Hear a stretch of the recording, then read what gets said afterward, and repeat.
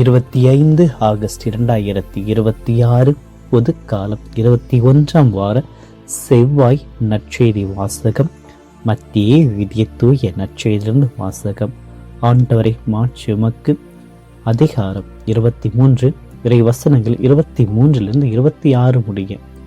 அக்காலத்தில் இயேசு கூறியது: வெளிவேடக்கார மறைநூல் அறிஞரை, பரிசேயரே, ஐயோ உங்களுக்கு கேடு! நீங்கள் புதினா, சோம்பு, சீரகம் ஆகியவற்றில் 10 ஒரு பங்கை படைக்கிறீர்கள். ஆனால் திருச்சட்டத்தின் முக்கிய போதனைகள் ஆகிய நீதி, இரக்கம், நம்பிக்கை ஆகியவற்றை கடைபிடிக்காமல் விட்டு விடுகிறீர்கள்.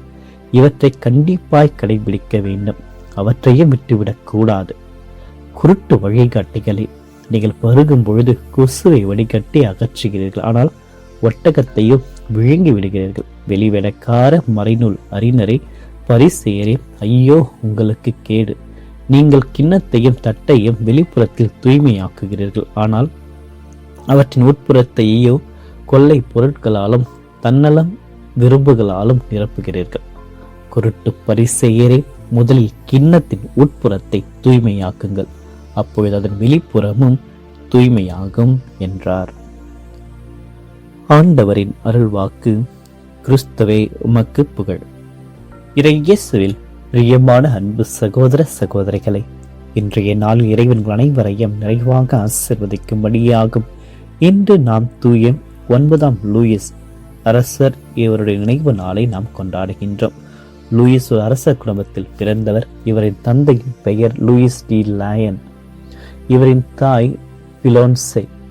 இவரின் தாத்தா பிரான்ஸ் நாட்டு அரசர் 2ஆம் பிலிப்பு. புனித லூயிஸ் 9 வயதாக இருக்கின்ற போது இவருடைய தாத்தா இறந்து விட்டார். இதனால் இவருடைய தந்தை 8ஆம் லூயிஸ் அரசர் பதவியேற்றார். 8ஆம் லூயிஸை பதவியேற்ற 3 ஆண்டுகளில் கொள்ளை நோயால் தாக்கப்பட்டு இறந்து விட்டார். அதனால் லூயிஸ் தனது 12ஆம் வயதில் நாட்டின் அரசராக பதவியேற்றார். 9ஆம் லூயிஸ் என்ற பெயர் பெற்றார். லூயிஸ் திருமணம் செய்து 11 குழந்தைகளை ஆண்டவரின் ஆசீர்வாதம் பெற்றார். தன் குழந்தைகளை தானே சிறந்த முறையில் பேணி வளர்த்து பயிற்சிவித்தார். தவ பயிற்சியிலும் ஜப ஆர்வத்திலும் ஏழை எளியோர் மீது கொண்டுள்ள அன்பிலும் சிறந்து விளங்கினார். தன் நாட்டு மக்களின் ஆன்மீக நலத்திலும் அவர்களிடையே அமைதியை உருவாக்குவதிலும் அக்கறை கொண்டு ஆட்சி செய்தவர். கிறிஸ்துவின் கல்லறைகளை விடுவிக்குமாறு சிலுவை போர் மேற்கொண்டார். இவர் 1226ஆம் ஆண்டிலிருந்து தம் இறக்கும் வரை அரசராக இருந்தார். நெல்லாயனாம் அந்த நாட்டையும் அழகாக வழிநடத்தி மக்களையும் அழகாக வழிநடத்தினார். இவருடைய பரிந்துரையோடு இன்றைய நாளில் நம்முடைய மன்றாட்டுக்களை ஆண்டவரிடத்தில் நாம் சமர்ப்பிப்போம்.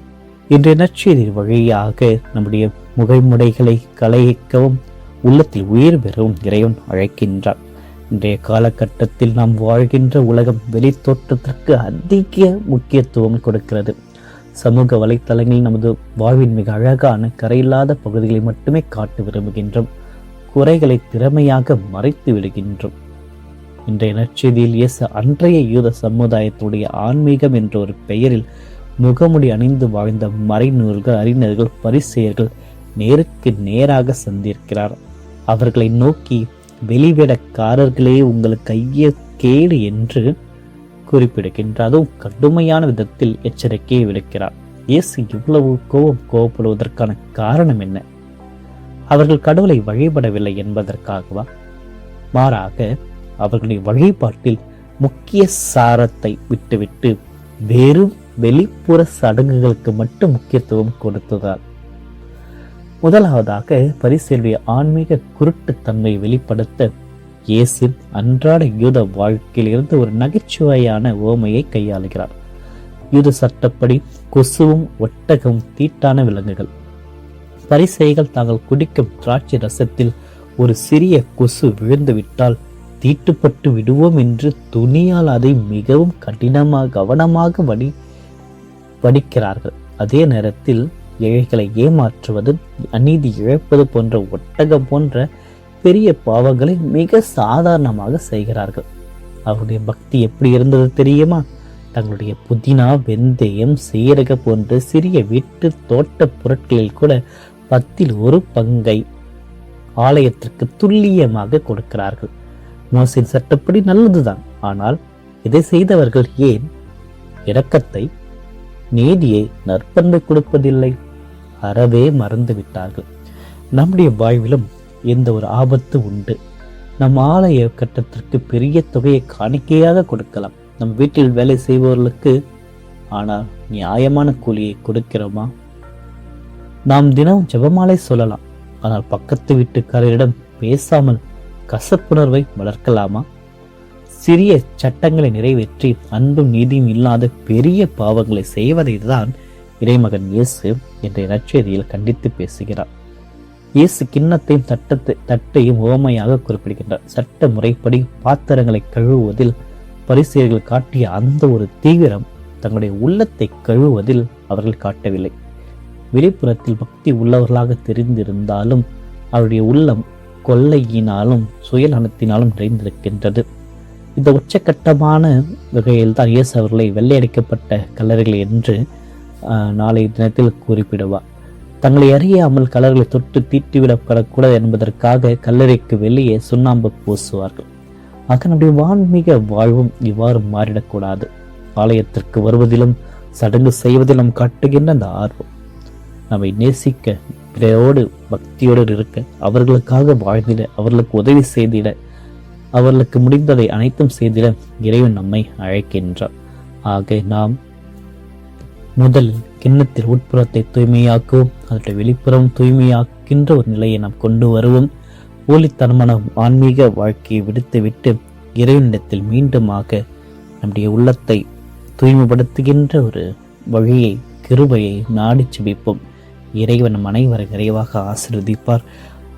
அன்புக்கு முக்கியத்துவத்தை அதிகம் கொடுத்து சடங்கிற்கு முக்கியத்துவத்தை குறைத்து இன்றைய நாளை நாம் வாழ்ந்திட இறை அருளை பெறுவோம். ஆமென். என்றும் வாழும் எல்லாம் அல்ல இறைவா, இந்த நாளை எங்களுக்கு அழகாக அளித்தமைக்காக மக்கள் நன்றி கூறுகிறோம். இது என்றுமே எங்கள் மக்கள் தேவையான அனைத்தையும் நலன்களால் நிரப்பி எங்களை ஆசீர்வதித்து வழி நடத்துகிறீரே. இந்த புதிய நாளையும் இந்த புதிய ஆசீர்வாதத்திற்காகவும் உம்மை போற்றுகிறோம், ஆராதிக்கிறோம், வழிபடுகின்றோம். எங்களை எப்பொழுதுமே இந்த புதிய நாளுடைய ஆசீர்வாதத்தை காண செய்த உமது பேரன்பிற்காக மக்கள் நன்றி கூறுகிறோம். இந்த செய்தியின் வழியாக எங்களுடைய ஆன்மீக கண்களை திறந்து உமது வார்த்தைகளுக்காக நாங்கள் நன்றி கூறுகின்ற ஒரு வாக்கியத்தை அருளை எங்களுக்கு அளித்தீரே. இன்று நாங்கள் வெறும் சடங்குகளிலும் வெளிவட பக்தியிலும் மனிதர்கள் பாராட்டும் வெளிப்புற புகையிலும் நாங்கள் எங்களையே உங்களுடைய வாழ்க்கையையும் உங்கள் இதயத்தையும் வீணடித்து விடாமல் இருக்க உமது தூய அவருடைய ஞானத்தை எங்களுக்கு தாரும். வெளியில் மட்டும் சுத்தமாக இருக்கின்ற கிண்ணங்களாக நாங்கள் மாற்றிக்கொள்ளாமல் உள் இருக்கின்ற போது ஆசீர்வாதத்தை, எங்கள் உள்புறத்தை தூய்மையாக வைத்துக் கொண்டிருக்கின்ற அந்த ஒரு கிருபையை இன்று எங்களுக்கு தாரும். இறைவா, கொசுவை வடித்தெடுத்து ஒட்டகத்தை விழுங்குவதைப் போல சிறிய சட்டங்களுக்கு முக்கியத்துவம் கொடுத்துவிட்டு உமது இதயத்திற்கு நெருக்கமாக இருக்கின்ற நீதி, இரக்கம், நற்பண்பு மற்றும் உண்மையான அன்பு ஆகியவற்றை நாங்கள் மறந்து விடாமல் இன்று எங்களை எச்சரிக்கை அளித்து அந்த ஒரு வார்த்தையை அளித்தீரே. அந்த வார்த்தை நாள் முழுவதும் எங்களை மனதில் பதிய செய்யும். எங்கள் உள்ளத்தில் இருக்கின்ற மறைந்திருக்கின்ற அனைத்து விதமான தீய எண்ணங்கள், செயல்கள், அது அனைத்தும் எங்களை விட்டு போக்குகின்ற அந்த ஆன்மீக தீட்டுகளை உமது திரு ரத்தத்தால் எங்களுக்கு கழுவியறலாம். இந்த செவ்வாய்க்கிழமை நாளில் நாங்கள் செய்ய இருக்கின்ற ஒவ்வொரு வேலையும், எடுக்க இருக்கின்ற ஒவ்வொரு முடிவுகளையும் உமது பாதத்தில் வைக்கின்றோம். நாங்கள் சந்திக்கின்ற மனிதர்களோடு நீதியையும் இரக்கத்தையும் நேர்மையையும் வெளிப்படுத்த எங்களுக்கு அருளை தாரும்.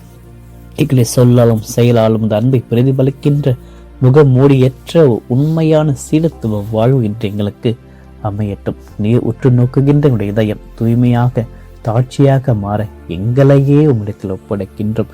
இன்றைய நாளில் நாங்கள் சமர்ப்பிக்கின்ற அனைத்து மன்றாட்டுகளை, குறிப்பாக பலவிதமான திருமண நாட்கள், பிறந்த நாட்கள், பல்வேறு நினைவு நாட்கள், பல நிகழ்ச்சிகளை செய்து கொண்டிருக்கின்ற செய்ய போகின்ற அனைத்து பிள்ளைகளையும் இன்றைய நாளில் உமது கருணை கண்களால் நிரப்பி அனைத்து ஆசீர்வாதத்தினாலும் ஆற்றினால் நிரப்பி அனைத்தையும் ஒரு வெற்றியாக மகிழ்ச்சியாக அவருக்கு மாற்றியல இந்த நாளை உமது பாதத்தில் வைக்கிறோம். எங்களுடைய வேலையை உமது பாதத்தில் வைக்க, எங்கள் பயணத்தை பாதத்தில் வைக்கின்றோம். எங்களை தொட்டு ஆசீர்வதியும் உடல் உள்ள ஆன்ம சுகத்தினால் இது இந்த காணொலி மூலமாக ஜெபிக்கின்ற அனைத்து பிள்ளைகளையும் பலப்படுத்தி ஆசீர்வதித்து எல்லா விதமான கருணையை அவர்களுக்கு வழங்கியறலும். நீர் ஒருவரே மீட்பர், நீர் ஒருவரே ஆண்டவர், நீர் ஒருவரே எங்கள் பாதுகாப்பு என்ற நிலையில் உம்மிடத்தில் உம்முடைய நிழலில் சிறகுகள் நிழலில் நாங்கள் வாழ்ந்திட எங்களுக்கு உதவியாக வாரும். எங்களோடு தங்கியறலும், எங்களை ஆசீர்வதித்தருளும். இந்த மன்றாட்டுக்களை எல்லாம் எங்கள் ஆண்டவர் ஆகிய கிறிஸ்து வழியாக பார்த்து செபிக்கின்றோம். ஆமென். எல்லாம் அல்ல இறைவன் தந்தை, மகன், தூய ஆவியார் அனைவரையும் நிறைவாக ஆசீர்வதிப்பாராக. ஆமென்.